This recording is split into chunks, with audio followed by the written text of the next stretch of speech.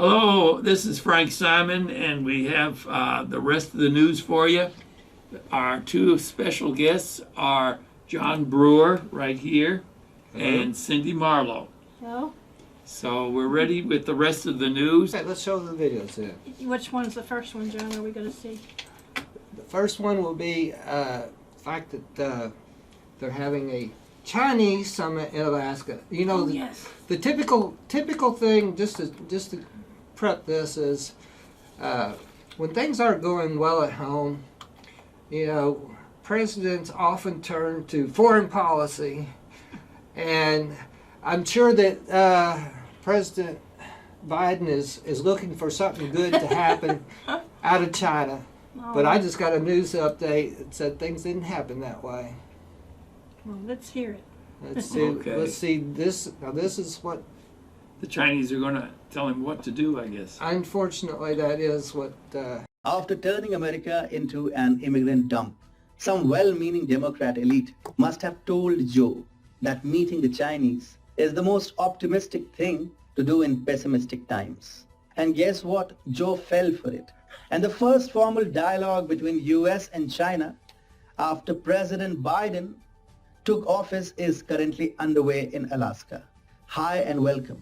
This is TFI Global, the foreign affairs and geopolitical analysis arm of the TFI Media Group. And I'm Atul Mishra, the founder of the TFI Media Group. In this video, I will tell you about how Joe Biden is walking barefoot in Donald Trump's landmines.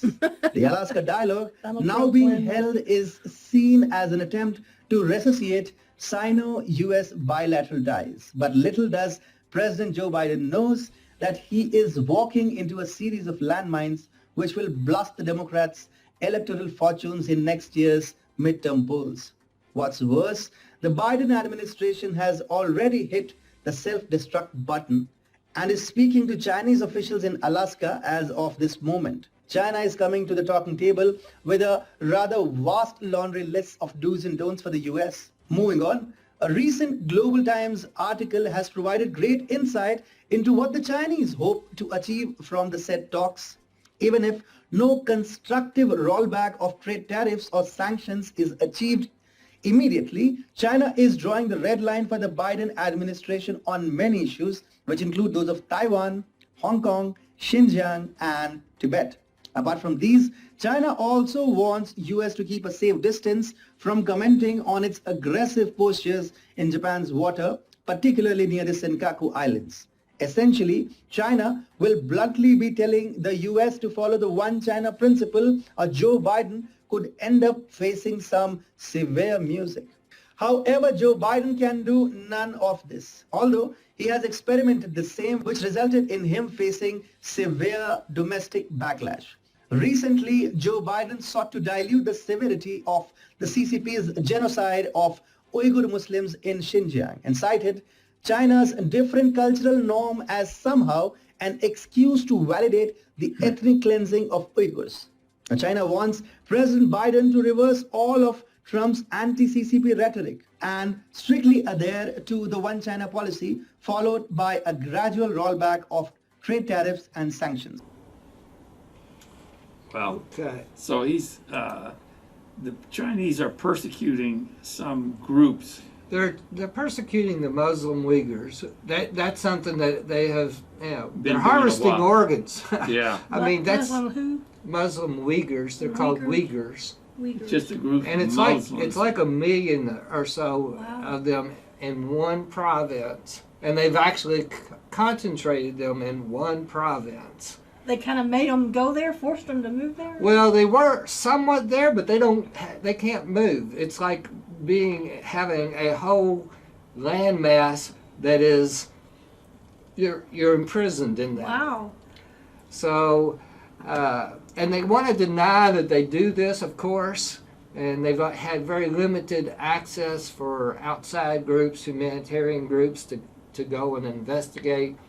But enough people have seen and you know. So they documents, there's been some kind of documentation. It's documented. They actually had a trial, a UN type trial in I think it was Britain, that actually condemned them for doing this. So it's not like it's well enough known that they can't really hide it. Denied it. Yeah. Well, I find it interesting too. The Chinese at the summit, they're wanting U.S. to distance themselves on China waters. Well, why wouldn't they? Of course they do. Of course, under Trump, he's like saying, Yeah, we're going to watch you, but they're wanting to keep us out of they're sight. well now. What they want to do is they've tried to claim all this area.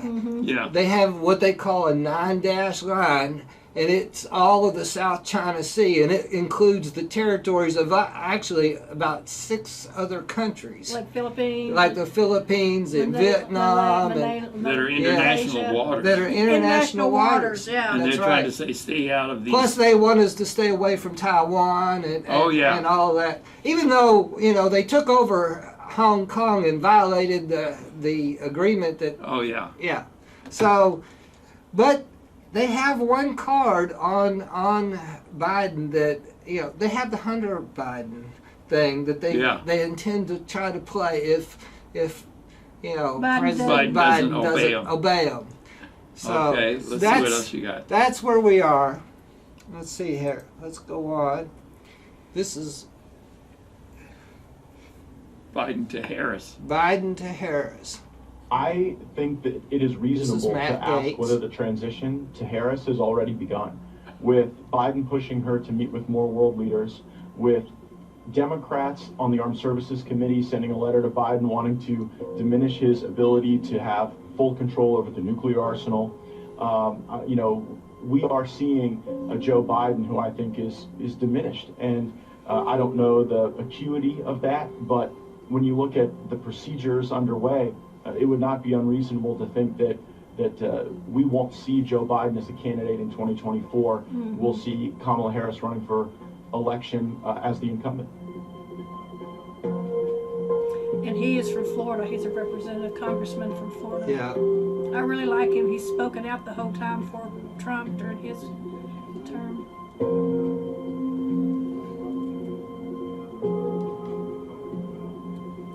I can't read that. I have my glasses Says it on. over about 50 executive orders. Oh yeah, they said he's done more in that time than. He keeps shying away from taking questions. Well, he calls Kamala Harris President Harris. I heard it 3 That's times. amazing. It's really Kamala sad. is really a left winger. Now, this is something I think is important. Lloyd Austin is the defense secretary, and he forgot. I want to thank you both, and I want to thank the former general. I keep calling him general, but the guy who runs that outfit over there.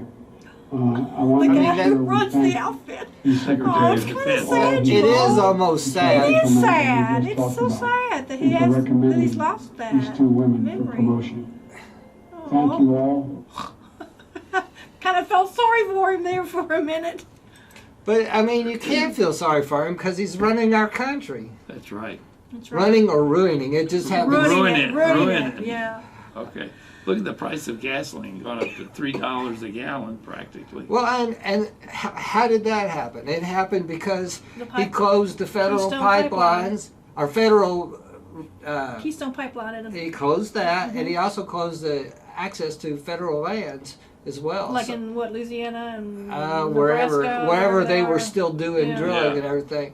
drilling. Yeah. And people think that doesn't take a long time to restart all those, but it does. So That's terrible. it is our president at work. I have to say, go get some Biden gasoline. Yeah, I saw somebody I on Facebook, and they're from California. It's one of my friends. The gas lamp there's almost $6 a gallon. Because California, In California? it's always higher anyway, but it's like $5.80 something. I mean, my That's expectation is crazy. it'll be at least $5 Here. by Memorial Day. I think it'll Lord. be. I don't know if by Memorial Day, but you may be right. That's only 2 months away. Well, that's a long time. It I could mean, be, yeah. you know how it always goes up anyway. Yeah. So I mean, I agree. $5. I don't know. Okay, what you So- got next? All right, let's see what else we got here. Oh, no, that's good enough. You could go on and on. Border immigration, yeah. Well, it's a An mess. immigration crisis of a scale not seen by the United States in This recent history this has woman shocked is the a piece of country's work. southern border since Joe Biden took over as president. and the Biden administration only recently hit the panic button to control the unprecedented illegal immigrant surge. Simultaneously, however, Biden's stooges are also saying that the upsurge along the Biden, U.S. please let border us is in. because of the president's unparalleled humanism and love for illegal infiltrators. In fact, the romanticism is unbearable. Hi and welcome to TFI Global, the foreign affairs and geopolitical analysis arm of the TFI Media Group. I am your host, Sandeep Singh, and in this video, we talk about how a prominent official from the Biden administration has tried to connect the immigration crisis with the large-heartedness of the current president, who has thrown open the country's borders for hordes of illegal immigrants. This is how they're spinning Yes, it. our policies Large are heart. creating a tsunami of illegal immigrants. This is the Biden administration's straightforward and unabashed admission about bungling border management. President Joe Biden's southern border czar, Roberta Jacobson, said that it was not a coincidence that border crossing attempts spiked after Biden's accession to power. But Jacobson gives a poetic rationale for Biden's failure. In what can be described as nothing but plain and simple romanticism, the Southern Border Coordinator said, "We've seen surges before. Surges tend to respond to hope, and there was significant hope for a more humane policy after 4 years of pent-up demand." Jacobson concluded there was a hope for a more humane policy after 4 years of pent-up demand. So I was that don't called? know if 4 I years could of call what? that a coincidence. Can you believe it? Biden's Pent-up southern hope. border czar actually has a rationale for the ongoing border chaos, which has been admittedly triggered by the US president's imprudent policies. The sham justification is that much more preposterous because it comes from someone engaged in management of American borders. How can a border coordinator find a poetic explanation for chaotic immigration? But wait, Jacobson went a step further and also explained how Biden's humanism led to smugglers spreading disinformation.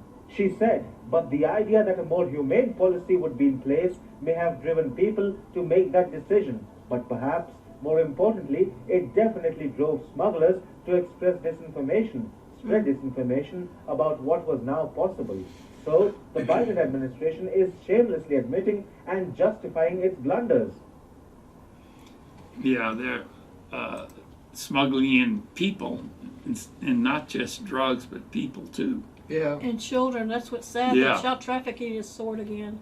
yeah. It was always had, but it was, at least they were trying to, tamper or Well, we had at one soften it a point little we bit. had Mexico who was actually cooperating With with, us. Yeah. us, Under and Trump. now we yet don't have even that. And the drug Cartels. czars and cartels, Yeah. they are in full. They recognize what this situation is. it's an opportunity for them, a sordid opportunity. And I actually heard today, I don't know if, I haven't confirmed this, but I actually heard that they were in the process, our country is in the process of taking down some of these border walls. The ones that Trump actually put up. Now, I have to actually confirm that, but I heard that. Well, I think I heard that Texas is actually going to build Build the their difference. own. Build the difference. The Yeah. part Well, that's awesome. That is not done. awesome. So I got a feeling Texas will come up and take care of those who try to take it down. Yeah. I got a feeling they would do something, don't y'all? I about would that? hope so. I would, Texas has got more they've guts got their than- own, Well, see, all these mentality. drugs that are coming in from Mexico, they all come up here to Louisville, and they selling drugs at a cheap price and getting more and more young people on drugs. Which is, So it's it just bad for creates everybody. a problem everywhere around Yeah. the country. And OxyContin actually went down under Trump and all this, and now it's going to all rise up again with more deaths. Remember before under I mean, Obama? you can watch the murder rate. Yeah. Watch the murder rate. It goes it's up. sad. Yeah. It's sad. Okay. Okay, so this last one here should be from Jay Secula. I think it's his son, isn't it, Jordan? Jordan. Yeah. Yeah. That's right.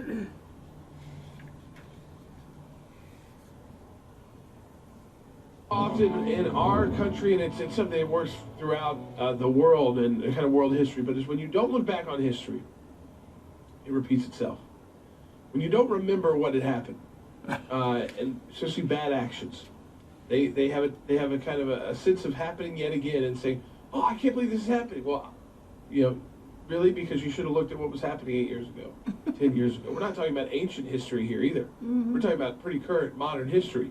So, as you know, at the ACLJ, we represented Tea Party groups that were being targeted by the IRS intentionally, being put on BOLO, be on the lookout list.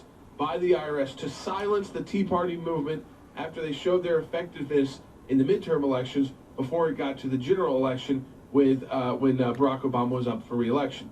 We took on major IRS figures like Lois Lerner. You know that the IRS had to pay out millions to a lot of these groups. You know that the IRS had to agree that they would no longer conduct themselves this way if they were suspected of doing so.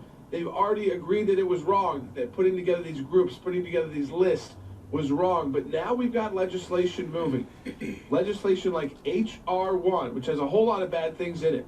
One of the bad things in it, Than, is a total repeal of the ability for the IRS. It actually repeals the law that prohibits the IRS from targeting groups based off their political beliefs. It does it in one line without telling you what he's even doing. All of H.R. 1 is a boondoggle. If you look at what happened in the 2020 election and you look at the worst aspects of it, H.R. 1 would really enshrine all of that, not in just the states that had already happened, but in states that had better elections, Jordan. It would say we would have to take all those worst aspects and apply them across the country. It's a D.C. takeover of elections. It really is. But you're right. This one provision really hits close to home for us because we worked very hard in the wake of that IRS targeting scandal to make sure that it never happened again, and successfully got Congress to enact this provision that said you cannot target based on viewpoint. You are forbidden from considering the viewpoint, from using these BOLO lists when you consider tax-exempt status.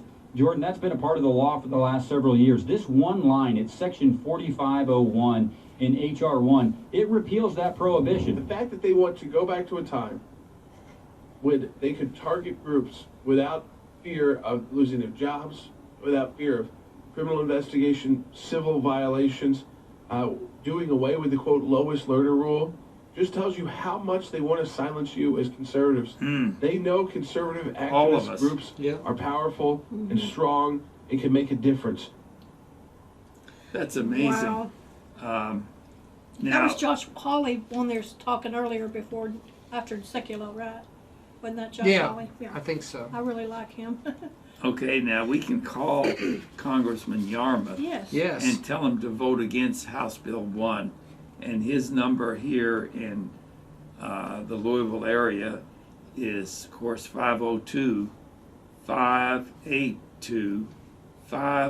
502-582-5129. And tell him to vote against House Bill 1 or Senate.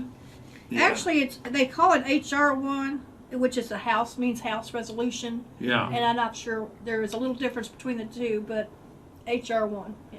Yeah, because they're trying to say the government can tax you more or to that's coming up. Taxing is coming up. That's something I've heard is right around the corner. So, Well, you want to go over some of these? You said yeah, you wanted to go over some of these? Okay. So, call Yarmuth, who is the congressman for most of Jefferson County. The number is area code 502-582-7129. 5129. 5129. Thank you. That's okay. And before you go over that, Okay. I think people out in the state need to realize that even their impact on Yarmuth would be helpful, because what Yarmuth needs to understand is maybe they're not going to be in his district, but maybe they'll give money to support his defeat. Yeah. So, Yeah, good point. So That's they good. need to understand that he's got more to deal with than just his own District. constituents. Yes. Good point, John.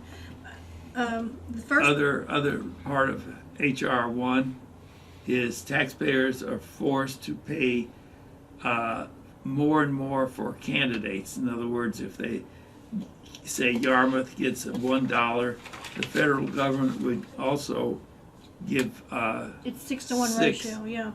at least 5. And I think the average donation is around 100 to 200. Say it's a $200 donation, they would get a check from the government for $1,200, and that really just absolutely blows my mind to think Which Yeah. the money comes from the taxpayers. That's exactly right. That's From my right. money. Yeah, That's right. It So blows my mind. you're forced to pay for candidates that you don't even. You don't believe in their ideology. Yeah. Yeah. Okay, and then federalizes the greatly expands the use of absentee ballot mail-ins. So again, that opens the door for more cheating in the elections. Yeah, and then right here it says here, if it's received even 10 days after the elections, it's considered acceptable. And that means we have to wait now, like we did last time. Yeah, to get the results. So they can keep So you piling keep that- on keep- piling it up. Mhm. That secret pile of. all of a sudden there's some more ballots. Oh, Coming in the middle of the night at 4 o'clock in the morning. yes. So the last election on November 3rd, 2020, was been proven to be very crooked. But now they want to expand the possibility of more crooked dealings. So it's a very bad bill. And There's a lot more in it too. You want to go over some more here? yeah, let's go. Voter would no longer be required to show an ID under this HR 1. Now that's bad. Say somebody who's an election officer knows who's in their district and doesn't vote anymore. Say that they're sick or something, or Yeah. they're in the nursing home and maybe they don't fill it out there. They say go in there and just say you're Joe Smith, and without an ID. And if a person, election officer, say we were election officers, and we say, "Can I see some ID, Mr. Smith?" "Oh, I don't have any." We can be criminally charged. Yeah, for Contest, questioning. Yeah. Okay. Massively expands voter rolls by registering voters automatically, including non-citizens. In other words, if you get food stamps, they're liable to put you in as a registered voter, even though you're not a citizen. HR 1, the FEC would be composed of, Oh yeah. 2 Republicans and 2 Democrats, with a 5th member, the chairman, to be selected by the president. This would turn the FEC, Federal Election Commission, into a partisan attack dog controlled by the party that controls the White House. So, they're trying to make the elections as unfair Yeah. as possible. And think about it, that's whoever's in control, and if they keep having elections, then we would never be able to Have a fair election. Yeah. Here's another one. The U.S. House of Representatives voted today, February 25th, 2021, for the so-called Equality Act. It is one of the worst attacks on freedom in our lifetime. This bill still faces an uphill fight in the Senate, where it would need 60 votes to break a legislative filibuster. So they're trying to lower that so they could break the filibuster easier. Now, can we mention the fact that one of the targets for trying to stop that breaking of the filibuster is Joe Manchin from West Virginia. And yes, you can go to his site. It is Manchin, MANCHIN.senate.gov. That is his website. He actually has a Facebook page called facebook.com/Joe Manchin, and then it's 3 I's. So if you can go to either one of those, you can comment on his site from anywhere in the world. I mean, anywhere in the United States. Yeah. But he is the one. All we need is just one person to stop this. And he tells everybody he's conservative. Or he has been in the past for other issues, yeah. So we'll see. And he's very approachable too. He's not like your normal Dems that don't want anything to do with you if you've ever met him. Right. But it reminds me in the Bible, you talk about one vote. They had all those people. Was it 300,000? Gideon did. Mm-hmm. Oh and then yeah. it went down to what? 3,000 and 300, Yeah, and then yeah. was it 30 or was 300 the last? 300 is the last. So it's not. It's all about God's timing and just that number that He needs. And certainly our prayers for for him and for our country. Now here's another thing. It says that this legislation would allow men to go into women's restroom. Right. That's crazy. And also to let men play in women's sports. Right. That's already happened, and I think I was telling you about this earlier, Dr. Simon. Some Well, track team, you know, Yeah. they had prepared ever since their freshman year as in college, and by the time they got the senior year, they thought they were going to win this championship. Yeah. And the man on another team who says he was a woman ended up being on one of their competing teams, Yeah. and they ended up beating them. And they had worked so hard, they felt so disheartened. Well, it's a just man not can run right faster. to Yeah. let men go into women's sports and women's restrooms and women's locker rooms and everything. I mean, it's just totally crazy. Well, can't I identify as the vice president, and you identify as the president, and you identify as the secretary of state, and go up to D.C. and say, hey, this is what I identify as. That's So, exactly I mean, right. it's like, it's nonsensical. It's It is. insane. It doesn't make any I sense mean, at all. it's crazy. Okay, here is the part Yeah. that Catholic League has written. Virtually every religious institution, from house of worship, would be expected to fall in line with this radical legislation. Catholic schools, for instance, would be expected to change their teachings on sexual ethics to suit the radical LGBT. gay and lesbian. And that means we don't agenda. have any, we can't even, that's It's what Rick attacking our- Callen said last time. They're taking away what only God can give us, and that Oh, is our wow. mind. It was beautiful how he said that. God gave us, and that's an inalienable right to be able to think. And this actually takes away our belief in God Yeah. and taking away what he has given us and what is right That's and wrong. right. That's what they're doing. Well, the First think. Amendment is they're just trashing the First Amendment. That's Pretty right. much trash now, I believe. And they try to get your They're trying to guns get away. rid. That'll The be second- that was this? that's Second Amendment. Second too. Amendment. Oh, is yeah, actually- absolutely, yeah. yeah. Okay, so this is a bad bill. It's House Resolution HR 1, and the thing to do is to call the Congressman Yarmuth and tell him to vote against this because it's got a lot of bad issues there. And the number to call for Yarmouth's office is area code 502, then 582-5129. Now, I think he's already voted for it, but in case it comes back from the Senate and they have to re-vote for it, if they clean it up or whatever they do in the Senate, tell them to vote for it. Yeah, I mean, not to vote for it. To vote against. vote against it. Vote against it. And also the Equality Act. We want to tell him to vote against the Equality Act. Yeah. And also, should we have our people call our Yeah. senators? Yeah. Rand Paul, I think. Okay, Mitch McConnell's number is 582-6304. And of course, if you're outside of Jefferson County, you have to put the 502 in there. Okay, That's I guess cool. we're out of. Yeah. Thanks for John Brewer being here and Cindy Marlowe. And we're glad Dr. So we're running out of time. Tune in again next week for the rest of the news.